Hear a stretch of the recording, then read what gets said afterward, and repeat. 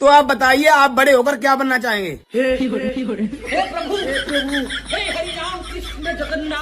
আচ্ছা তোমার নাম কি? ডিসপিরিং। তোমার বাপের নাম? আমার বাবার নাম লাভাঙ্গ, মার নাম সাউ সাঙ্গ, দাদির নাম ভিটামিন। তাইলে না তোমাকে তো ওষুধই না কেনা। আমি অসুখ বিসুখ হইলে তো আমরা ডাক্তারের কাছে যাই না। তুমি এত রোগা কেন? শরীরে মাংস কই? ফ্রিজে রেখে দিয়েছি যাতে নষ্ট না হয়।